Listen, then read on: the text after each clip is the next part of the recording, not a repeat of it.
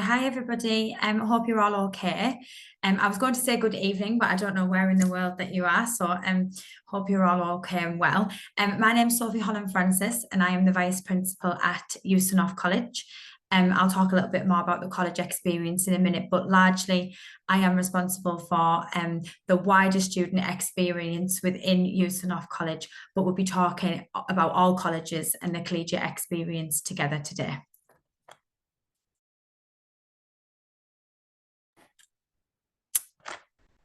Okay, next slide. Thank you. So, what is a college? And I guess that's something that you'll all probably be asking yourselves. Not every university, as you know, has the collegiate system, and some are different to others. And so today I'm going to be talking a little bit about the collegiate system within Durham, and I'll mention a little bit about USUNOF and what my college specifically has to offer as well. So the collegiate system really is going to make your time exceptionally special with us. And regardless of which college you're allocated to or which college you're a member of, you will feel like you are part of a family. Next slide, please, Ellie.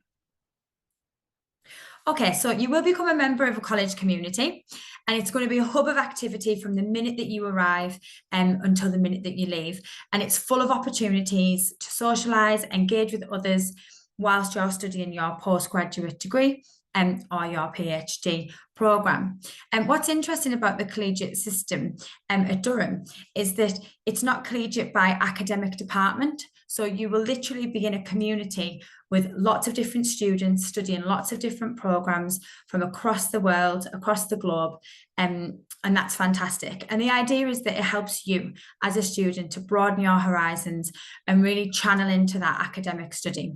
So within my college at USUNOF, we are the only postgraduate college at Durham University. So every student within USUNOF College is a postgraduate student. However, there are 16 other colleges for you to take a look at, do a lot of research on, and that is really important, but I'll touch upon that in a moment. But within USUNOF College, it's postgraduate only. We'll have fantastic experience working together, but we have 94 nationalities. So we're very, very diverse, which helps you to be able to meet students from across the globe, which is absolutely fantastic. But each college does have this same diversity as well.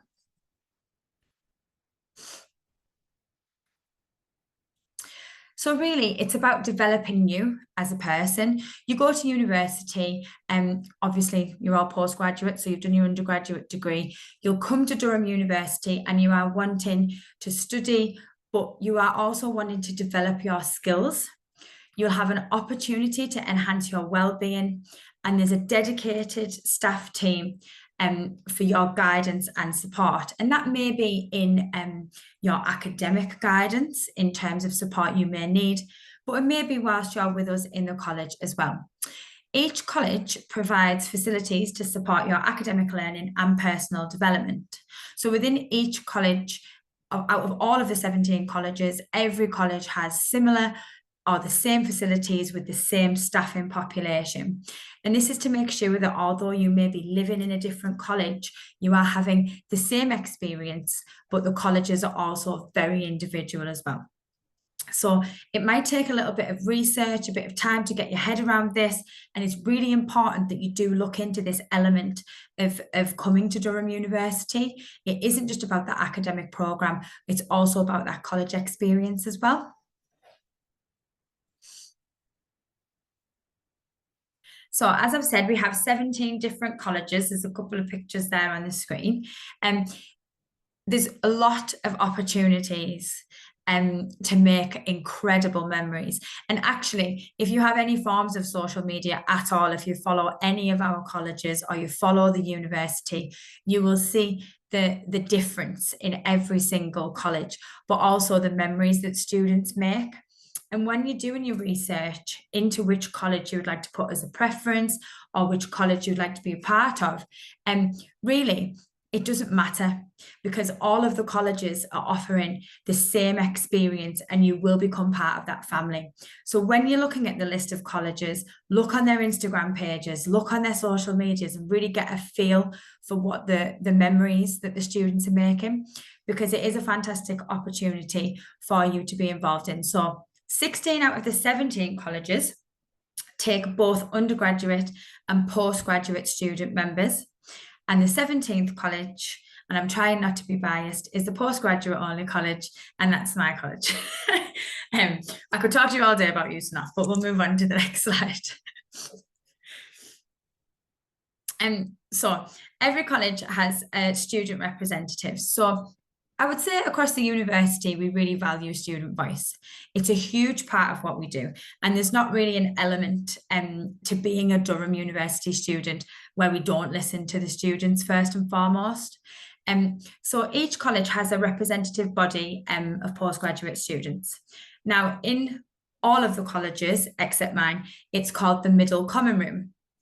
And that's because we don't have a junior common room, because we don't have undergraduate students. But it's important to be part of this collective group of students and join the common room.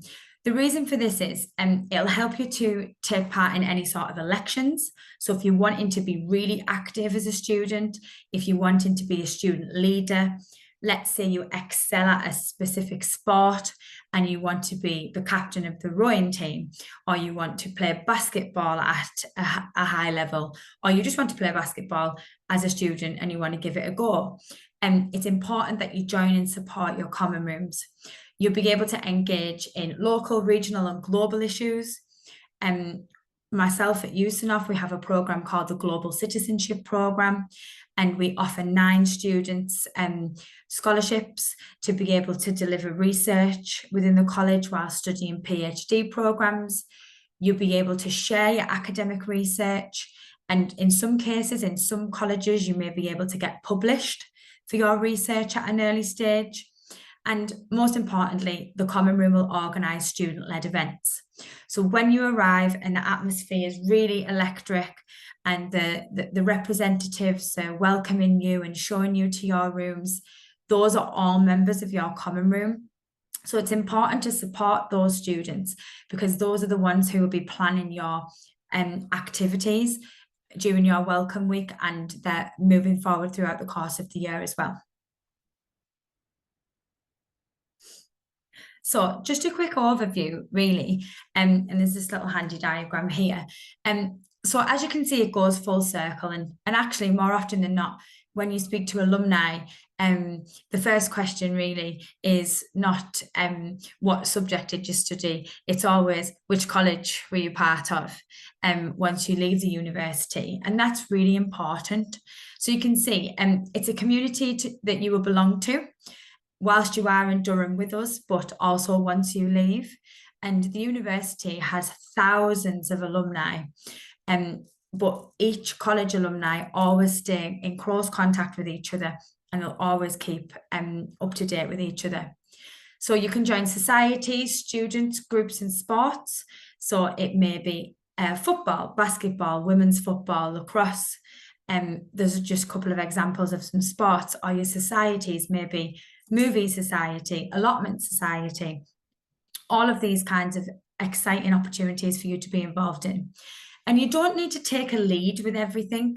So I've mentioned a little bit there about leadership, but actually you could join any of those societies just to take your mind off studying for one evening a week, just to relax, look after your mental health and really engage in some positive activity. So you're not always thinking about your academic studies. There'll be a range of events and extracurricular activities that each college will offer. And I know within USNOF and all other colleges, actually, we work very, very closely with the students within the common room, and really we are one team. So those events will be put on in partnership with yourselves as a student body. There's a core group of college staff to support your student wellbeing. And that's really important. When you come to us at the beginning of the year, you can't imagine that you might need any help and support because you're so excited. You might get here and, you might think, this is going to be great, 9 months, I'm going to have the best time. you just never know what's around the corner. And I'm really proud that we have a designated student support team within the college that can help and support students from the minute that they arrive, because you just never know what's going to happen on that journey when you start with us. So there's shared facilities for all students of the college. So most colleges have gyms, or even little fitness centres. They might have recording studios, theatres, dance studios, community rooms and spaces. At USANOF, we have a satellite section for our music, which is called the Observatory, where students can go and play music. So there's lots of different facilities within each college. And that's why when you are looking into it, and Matt's really the expert on this one, you do your research and you look at the information that you are given. So you can see kind of what facilities each college has. And then there's an opportunity for you to, be part of that leadership, the student governance through the common room, and try and, if you wanted to enhance your skills and maybe become that leader, you also will have the opportunity to do that as well. Now, I don't know if any of you have been to Durham before, but it's actually quite a small city. And I think the next slide is going to show you a couple of maps of the city from an aerial point of view. And as you can see there, the colleges are dotted around this map and you can see them. And one thing that I just wanted to, there's us then up the hill in the corner.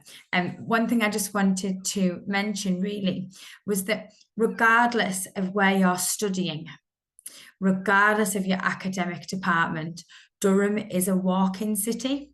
And so you can get around all of your colleges and all of your academic departments in really good timing. So don't put that at the forefront of your mind when you're looking at a college. Think about it as a family, a student experience, something that not every student who goes to university can actually experience. Don't think about the location and think about what it is that you're wanting to achieve whilst you're studying with us at Durham University. And I think there's another map as well. Yeah, which just gives you another example there from a bird's eye view of actually, although you may look on your own map and think it's very, very far apart and miles away, it's actually not. And the city's very, very small. So try to put that at the back of your mind when you're looking at your college allocation and what it is that you're wanting to experience whilst you're studying with us here at Durham. Thank you. Thanks, Sophie. Hello, everyone. My name is Matt Deakin. I am the Senior Manager for Residential Student Services, and I'm overall in charge of college membership and accommodation at the university. Actually, Ellie, if you just go back to that previous map. Yeah, that's quite an old picture. I'm just looking at it and thinking, because it doesn't appear to have, if you look where John Snow and South are, they just look like parks. But there are actually two colleges there now. So it's a little bit of an older aerial photograph. But those I can assure you there are actually colleges there with 500 bedrooms each. So I just wanted to sort of point that out in case you're wondering what that building site was just down there. Yep, so what I'm going to talk to you about is our college, how we go about allocating you to one of our colleges.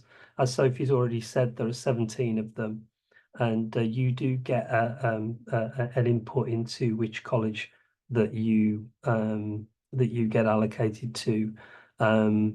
We don't, unfortunately, you can't be guaranteed to get your number one preference, but we do try and make sure that most people do get one of their three preferences of college.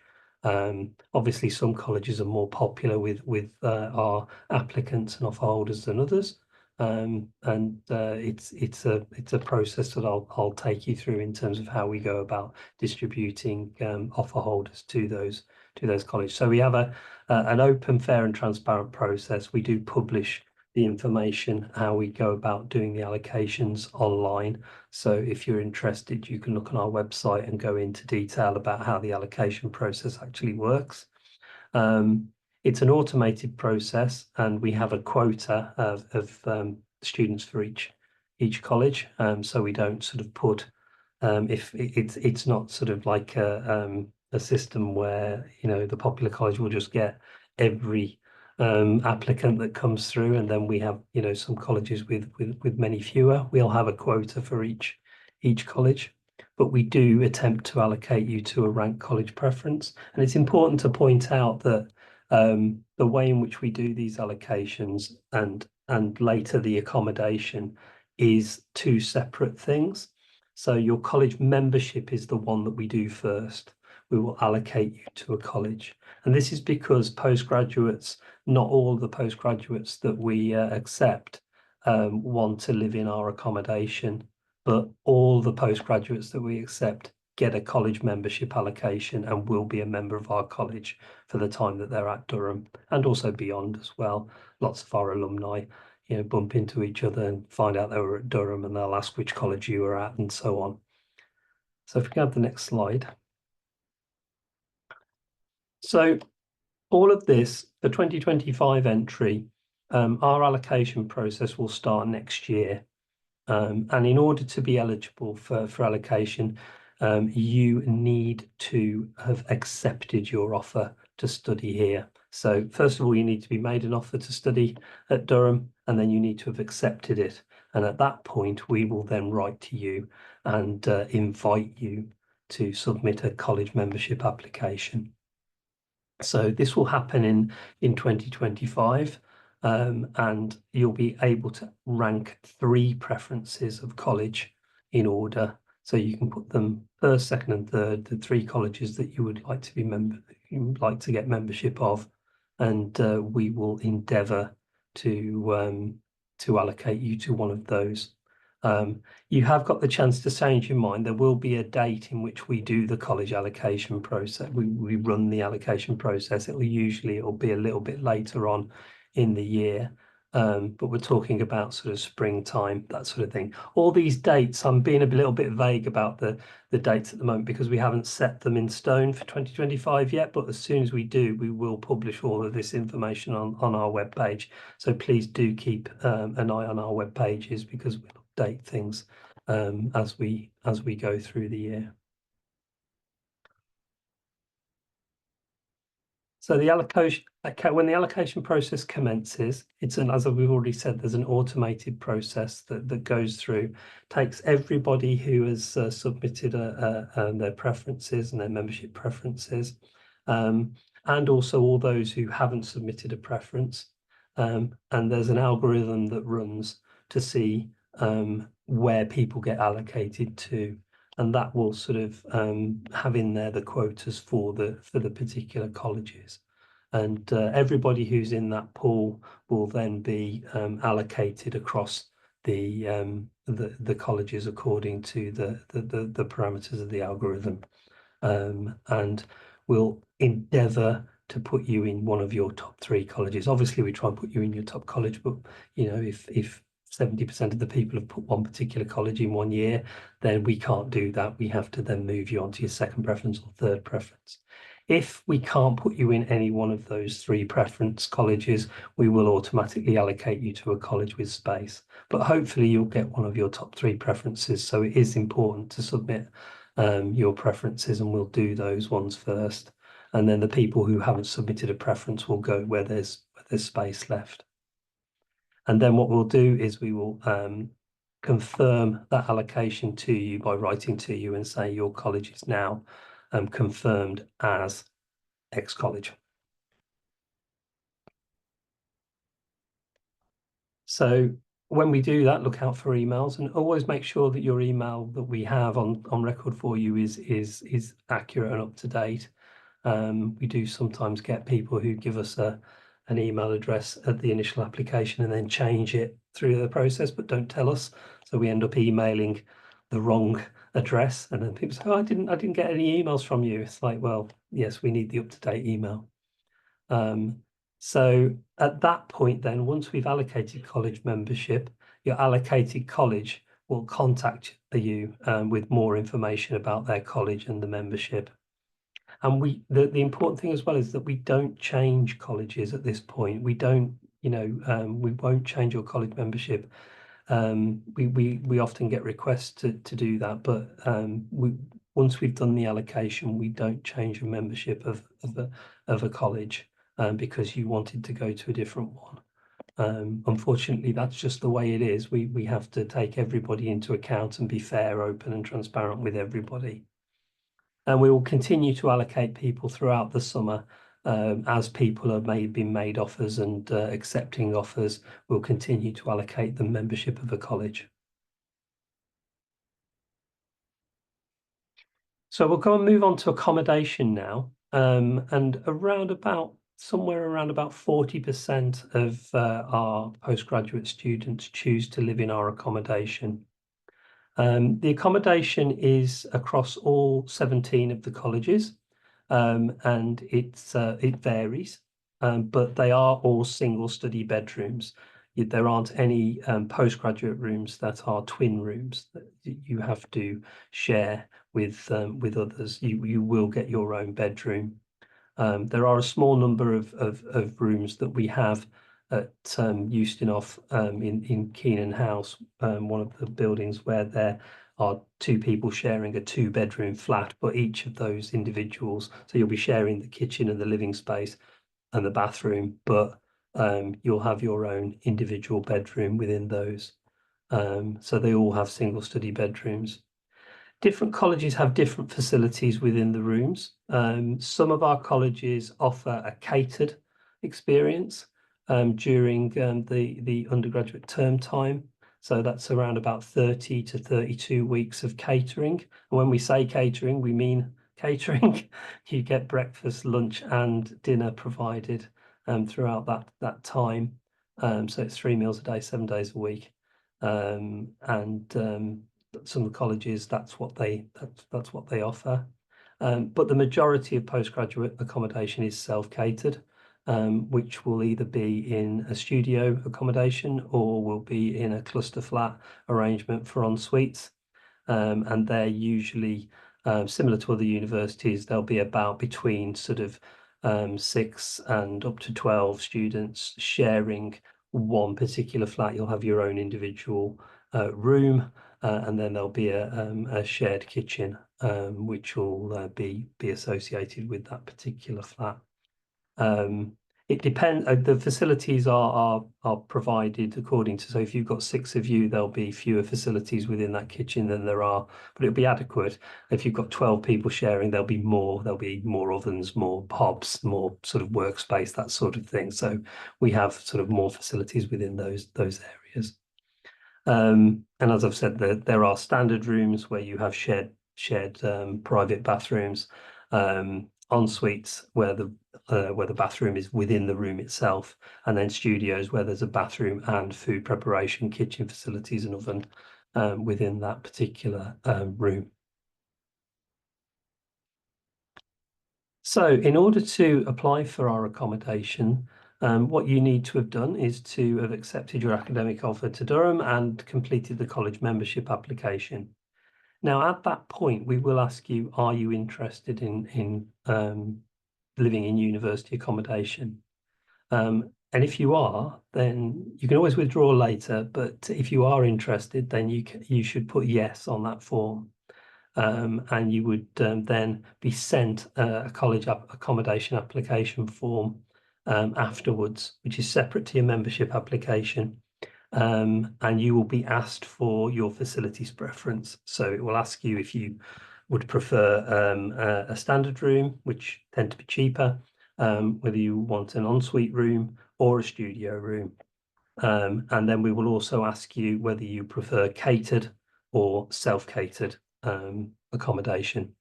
And we ask you to complete that. We will give a deadline date for people to have completed that accommodation application after we send it.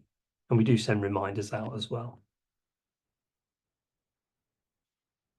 So accommodation guarantees, we will be guaranteeing accommodation to students based on criteria that we have.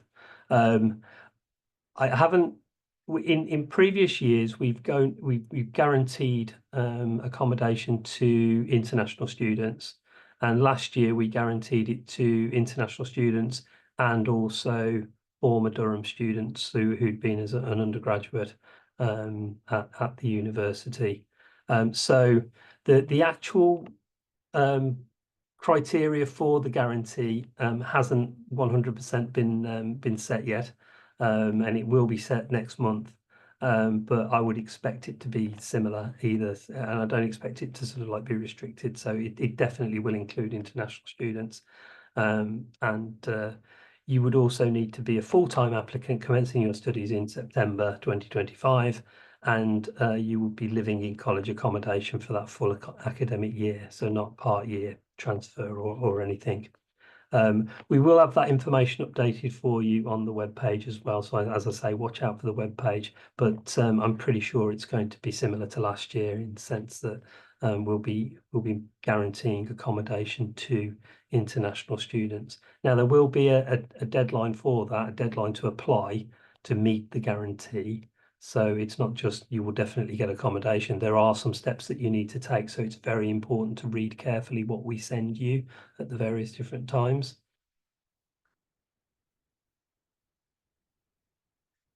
So if you don't meet the guarantee, or you decide to apply later, or you know what, for whatever reason, you're not on the guarantee list, then we also operate an accommodation wait list. And what we do is then we contact you on this. You can apply for accommodation, and we would tell you that you'd be putting on the wait list because for whatever reason you didn't meet the terms of the guarantee. We'll contact them or people on this list once we can be certain that we're going to make offers to everyone who's met the guarantee. So obviously we would deal with those people first, the people who are guaranteeing accommodation to, and then once we're certain that we're going to have enough rooms for those students, then we would then come to the wait list and start to make offers. We would make offers of accommodation where it is available, and we would always encourage students who are on the wait list to be, you know, checking private sector options as well within the city. There are a number of purpose-built student accommodation blocks within the city that are private, and also, of course, there are shared houses that postgraduates share with other students. So we would always be saying, if you're not on the guarantee list, to be looking at that as well. It is a first come first served basis, and we would make one, if we can make you an offer, it would be one offer, but and then if refused, you would then go to the back of the waiting list. We do get some students who you know, join the waitlist, say they really want accommodation, then we make them an offer of accommodation. They say, oh, I didn't want that, I wanted a different type of room, and we're like, well, sorry, but that's the offer you're getting. If you don't want it, you can go to the back of the list and then sort of wait again, but you're reducing your chances of getting accommodation at that point. But as I say, as long as you accept your offer in time, apply for accommodation by the deadline, you're more than likely to be guaranteed. So accept your offer, complete the membership application, that's the membership section, and state yes that you want to be considered for college accommodation. You would then complete your application form and give your facilities preferences, ensuite, standard, studio, catered, self-catered, and then you will be added to either the guarantee list or the accommodation wait list.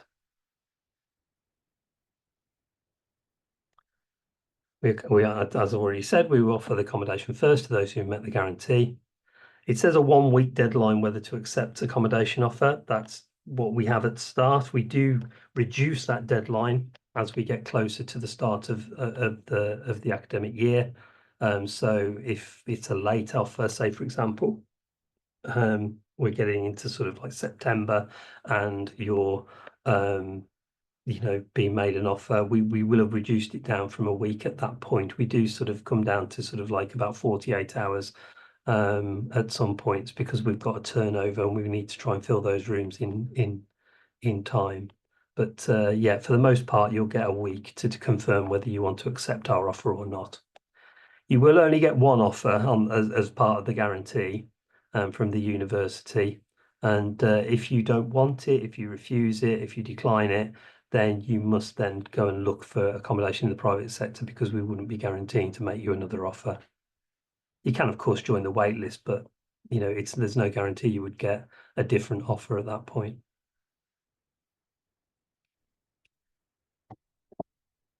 So again, that just goes through it again for those on the wait list.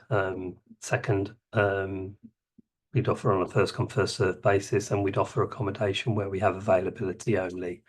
And the wait list usually start to get contact in August, once we've got more information about the guarantee list and how many offers we've made to those students who were on the guarantee. So if you're an international student, you'll more than likely be on the guarantee list. And if you've accepted your offer and applied by the deadline, you'll be guaranteed to be made an offer of accommodation. So what the accommodation offer is, it will consist of two parts. That's a license agreement, and that's what we call them. And they're made up of two things. One is standard terms and conditions. So in other words, it will give you all the spiel about what you need to do and what you're not allowed to do in the various different things of the university. So it gives the terms and conditions of the offer that we're making. And then the overview of the offer, what we call the particulars of offer, is the second part of it, and that will have on it the college, the catering type that we're offering, the room type, self-catered. Sorry, so it might be self-catered, ensuite, and then the total charge for that period of occupancy. So it will also have the period of occupancy as well, from the date which you're allowed to come into the accommodation, and then the date by which you'll be expected to leave. And to secure the accommodation at that point, you will need to make an advance rent payment of £400 via the online system that we have. Just to say that this isn't a deposit, it's part of your rent overall. So it will be taken off the overall amount. So on your particulars of offer, it will have an overall number for the cost of your accommodation. The £400 payment secures that room and that offer for you, and then the £400 will be taken off the overall charge for the room, and it will be taken off your first instalment. Most people tend to pay in 3 instalments in October, January, and May.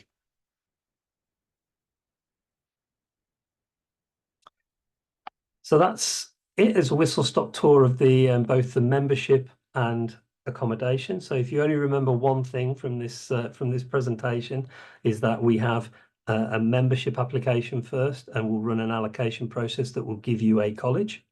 And then we also have an accommodation process for people who want accommodation. One of the other things that I really do need to get across, which I realised that it's an oversight, was that sometimes we will try and make you accommodation offers in the college membership, the college that you've got membership of.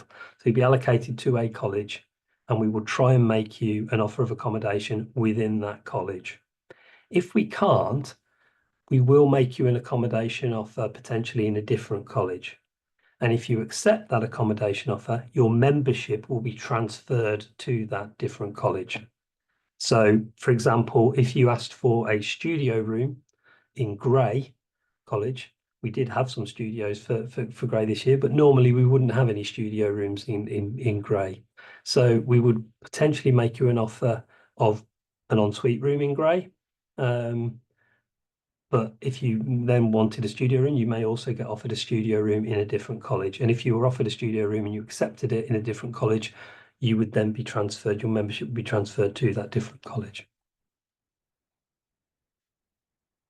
So there's our contact details, and we have a generic sort of email address that you can contact. And that's all from me. Brilliant. Thank you, Matt. And I probably stopped sharing my screen a little bit prematurely there. So if anyone does need those contact details, what I'll do is I'll put them in the chat just so everyone has the opportunity. to see those again. Now, like I say, we have got around 20 minutes left where Matt and Sophie are available to take questions from yourselves. Please don't be shy. This is a really good opportunity for any inquiries that you do have to talk to the experts while they're here with you on the call.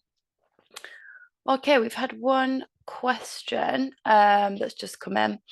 Are there any options for parking passes for those who are commuting? I mean, in general, there are fewer passes given out to students than you would expect. I think in terms of some students who may have a disability or mobility difficulties, they're prioritised for if they need a car parking pass. I think the university has an application process for parking passes, but it's not guaranteed, and then there are fewer parking spaces that you would say. I mean, you can have a car and bring a car to Durham, and if you live privately, the council will give you a parking permit to park in your street.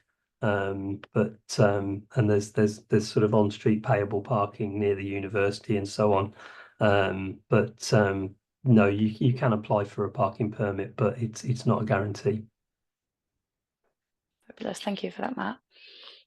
Next question. So this person starts their PhD on the 1st of January 2025. Can I apply for accommodation for half of the term? We do have accommodation for what we call non-standard starters, which tend to be postgraduate research students starting in January, and we will give you an offer for the whole year, so you can have a accommodation up to the following sort of January. So we do have spaces available for those students. So yes, you can apply for accommodation, and it won't be. Usually it won't be within the September entrance accommodation, but we do accept accommodation applications for January starters as well. Fantastic, thank you. Our next question, are the accommodations mixed with undergraduates and postgraduate students? Okay. To answer that one as well. But they're not at Euston because it's only postgraduate at Euston. And in some of the mixed colleges, yes, you would be living in the vicinity of undergraduate students as well. We tend to have 3 lots of different students living in the mixed colleges, so we'll have freshers, undergraduates, new undergraduates who form the bulk of those mixed communities. We also have returning undergraduate students. Students are coming back in their sort of 3rd and 4th years to live in accommodation. But most of the mixed colleges have separate PG areas. So, for example, somewhere like Josephine Butler College, which has various different accommodation blocks and has flats, would have PG flats and probably a PG block where you'd be sharing. Yes, you would be in a college with undergraduates, and the communal areas and what have you would have the college areas would have undergraduates in them, but the accommodation blocks would probably be more just PG only. And I think even in some of the catered colleges where they have corridors and various different blocks, they do have sort of blocks. I was thinking Collingwood has Annick block and where you can. I was going to say Collingwood, Matt. Yeah. They although they have a mixed community and it's a bit more sort of close together, they still have those sort of like separation areas where PGs live together in a slightly more separate area. Brilliant, thank you. We've got a few more questions coming in. So this one's around college formals. Do college formals apply to postgraduate colleges as well? And if so, we expected to have some formals on arrival. I'll let Sophie answer this. Yes, so postgraduate colleges and all colleges have some form of formal dining experience. And some are more formal than others.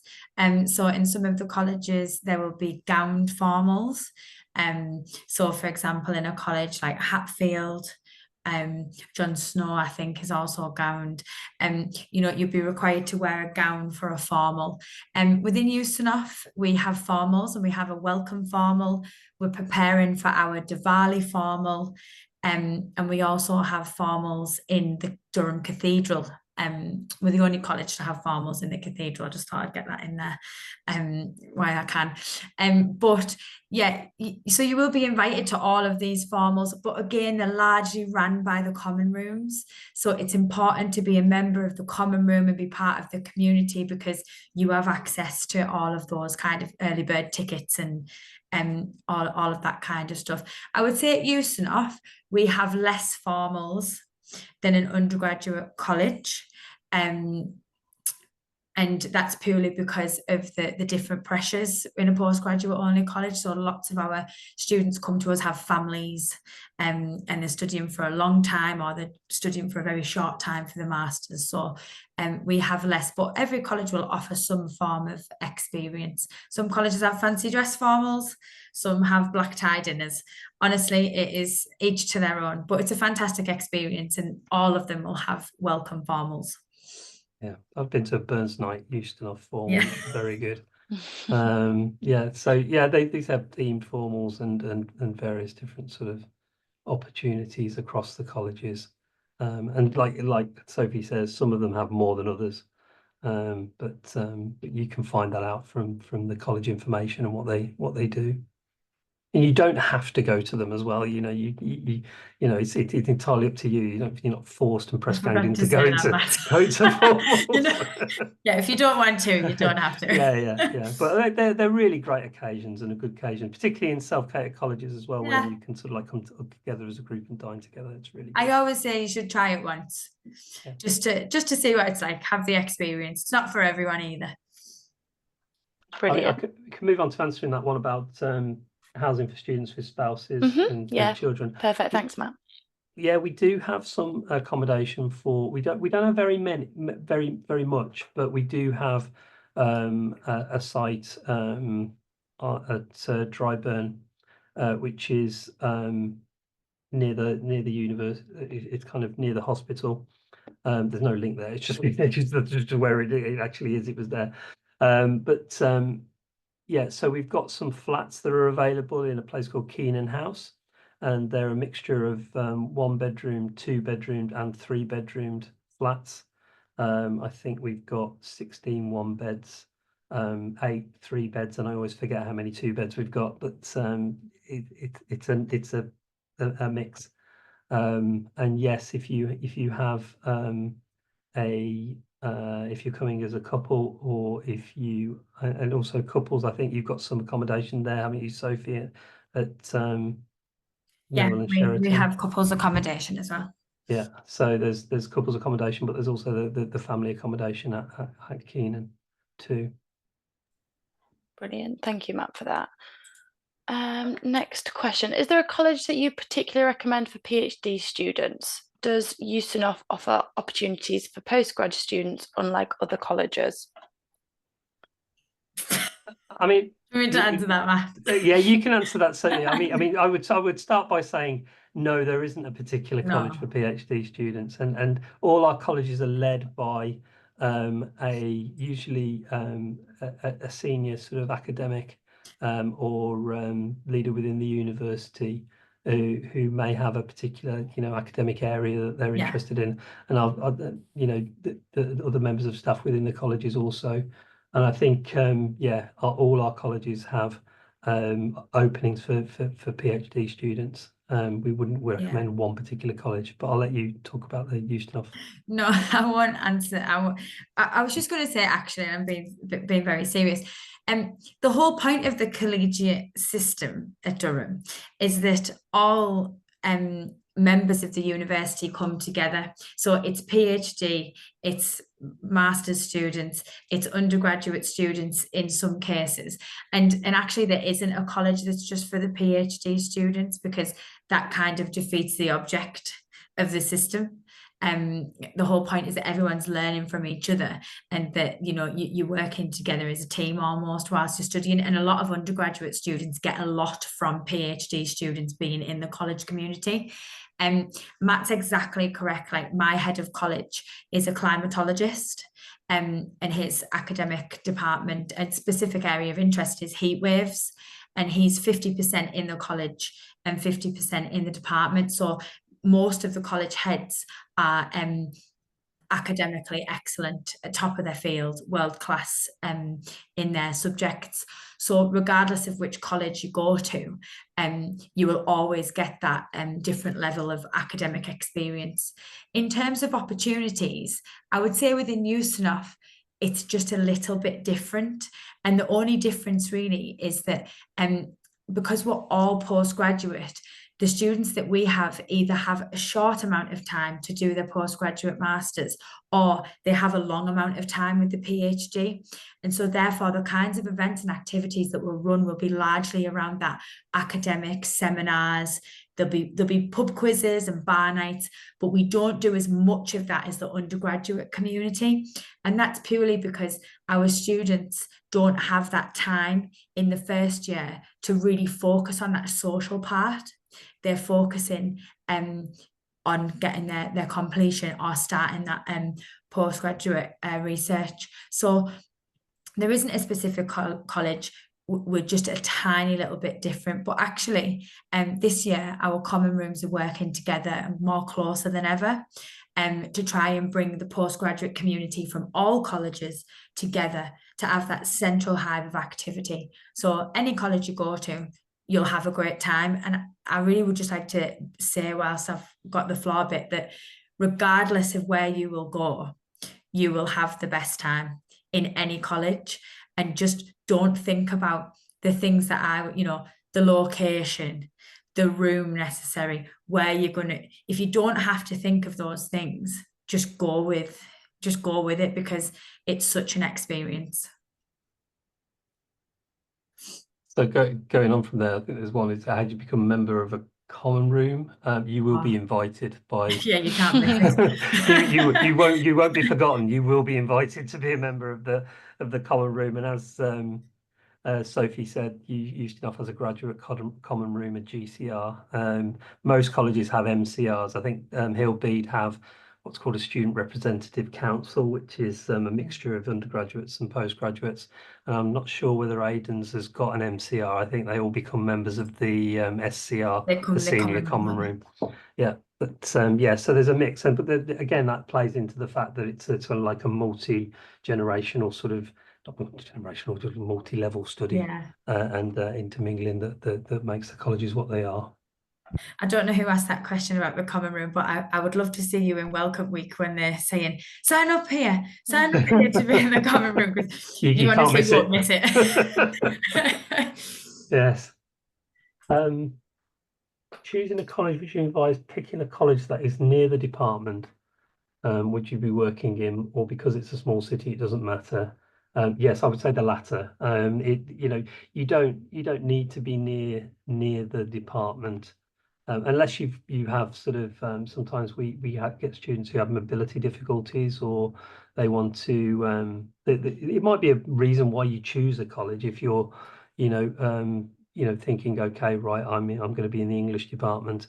What's the closest college to that, and you can look and actually sort of like judge where that is. But a lot of the time you might find that lectures and seminars are not anywhere near your college. They might be in a different location to, so we have on the maps, we had sort of some of the areas like Elbit Riverside, some of the science site where we have different sort of lecture theatres and seminar rooms, and then the teaching and learning centre as well. So it might be the case that it's not actually in your department anyway, some of your teaching. I think in the postgraduate side, it tends to be more sort of, that sort of like led within the department, but it just depends. So I would say, I would always say you can use that as a preference to pick, but it doesn't really matter. Durham's fairly small and you can get anywhere. And actually the second part of your question is quite quite good as well in terms of other students that are eligible for discounts such as transport, catering, and local stores. Yeah, we have a very good deal with the local bus company as well, which you know, you can travel for. Has it gone up to like £1.50 or It's £1.50. It's £1.50 now. It used to be £1. That's inflation for you. But yeah, so you can travel anywhere, any length of journey for £1.50 within the Durham region, and so you get a good student discount there. And then there are other discounts. You know, lots of the local outlets will give student discounts on production of a student discount card. If you choose catered accommodation, are there options for people with dietary restrictions? Yes, there are. And you know, our catering team can provide for many different dietaries, such as gluten-free, dairy-free, vegetarian, vegan. You know, there will be others as well that they can provide for. And like we get some students who and particularly if they've got allergies or food allergies and what have you, it tends to depend on what their personal preference is. You might be more comfortable preparing food for yourself, or you might sort of want us to do all that preparation for you. Does the price of accommodation differ per college? For example, the price of a single room, the same across all colleges? Yeah, the answer to that I think is yes. We have the same price per college based on facility type. So we don't have, if you're in one college that has an single ensuite self-catered room, that price will be the same as another college who has a single ensuite self-catered room. There won't be differences based on the college that you're in. The only sort of supplements we charge are if you get a double bed. We charge a slight amount supplement for that. There are sort of, obviously, if you're in a studio, it's slightly more expensive to have that facility. So, but facility per facility, there aren't differences between the college. If you've got the room of the same facility, you'll be charged the same amount of money. I was going to say, I think I can answer both of those questions in one Okie doke. go. So in terms of, I'll start with the latter one. And every college has their own sports teams and societies, and they'll vary within each. Do you want to just say what the question was, because I don't think they can all see the question. I didn't realise that. Do the colleges have their own sports teams and societies? And if yes, can we join them as well as the big Durham teams? So each college has their own sports teams, clubs, and societies. Some colleges have more than others. There's colleges that have A to Z in football teams. And then, for example, at USANOF, we just have an A team and a B team. And so the difference really is the level that you're playing at. So we have college sport, and then there's the elite Durham sports. College sport is if you're just wanting to maybe try something new, have a go at something, be part of a team, and be part of the wider community. And it's a fantastic experience with the sports teams and clubs and societies. You will play against the other colleges, and what you'll learn is when you do your research, we are quite competitive with each other, and quite often the college management team are at the side of the pitch shouting the students on as well as their fellow students. So we do have those. In terms of being able to join an activity of a college that you're not a member of, I'll give you an example within USANOF. We have a global citizenship program that runs seminars every Wednesday. Now, those seminars are open to the community, so anybody can attend those seminars.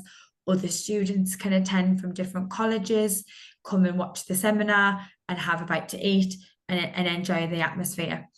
In terms of the sports teams joining other colleges' activities, it would only be if we didn't offer the sport. So, for example, at USANOF, we don't offer lacrosse.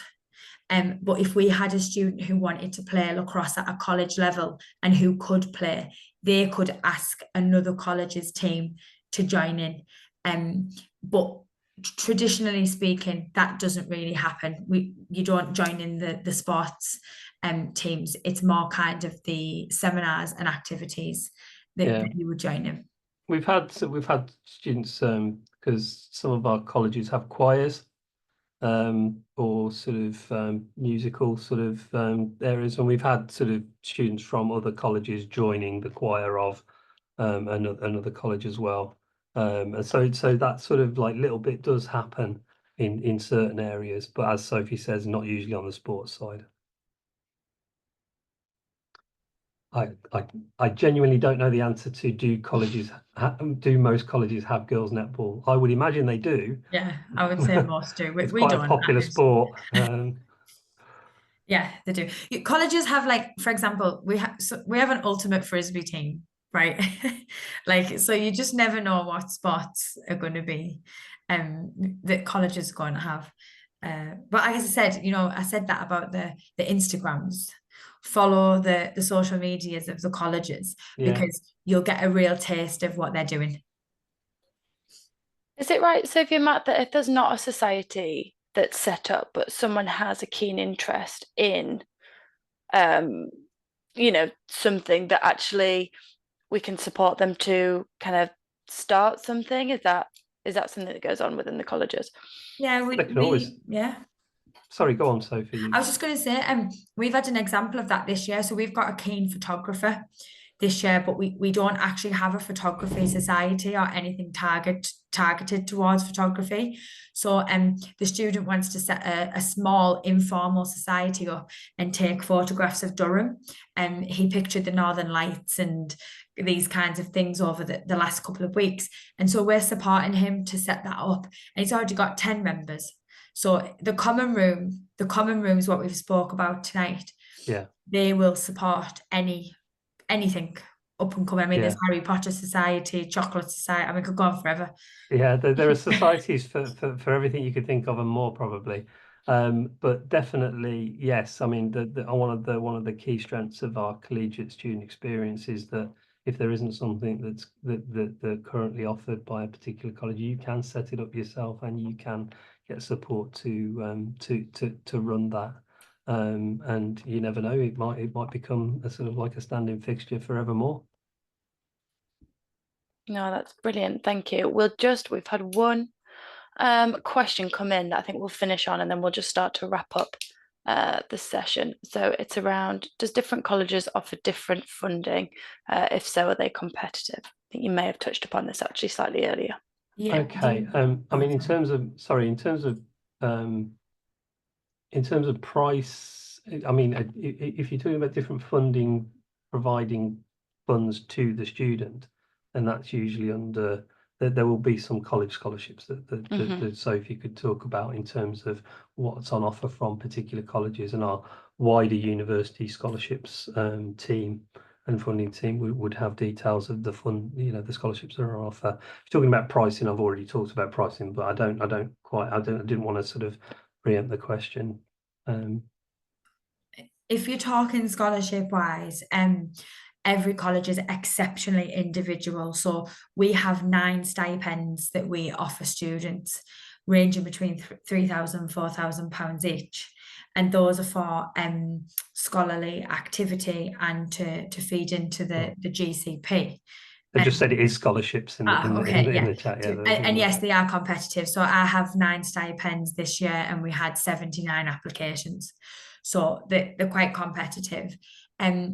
Other colleges will have similar things. They will also have endowment funds given by alumni to be able to support activities.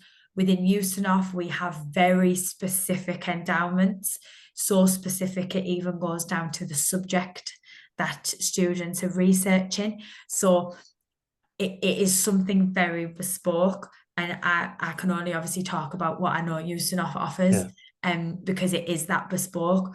All I would suggest is that if it's something that you want to look into, get in as early as you can with the college and contact their reception as soon as you have an idea. Yeah.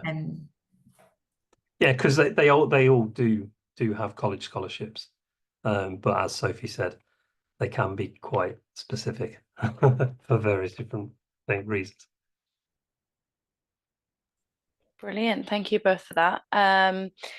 that does bring us to the end of the session. So firstly, I just want to say thank you so much. So thank you for attending this evening. We really do hope that that's been informative. We've been able to kind of preempt some of the worries that you may have had, and answer all those questions that you do have on both college membership, but also the college accommodation and the allocation process as well. I'd just like to pass on my thanks to both Matt and Sophie for joining me this evening. It's been a pleasure to have you on the session, and great to have you here just to be able to answer those questions that have been coming in. We do have lots more activities taking place tomorrow. So we've got career sessions, we've got a funding session taking place at 3 p.m. UK time, and we do have another admissions session taking place as well. So if you haven't booked onto those, you can go back, resubmit a booking form and book yourselves onto those sessions for tomorrow. In terms of recordings, you will receive the recordings of all sessions that you have attended. You'll get an email communication from us with a link that will take you to our webpage in the coming weeks. So please do just look out for that, but that will, you'll get both the slide deck and the recording of the presentation. Again, thank you all so very much for coming, and we hope to see you in Durham at some point in the near future. Thanks, everyone. See you. Thank you. Bye. Bye.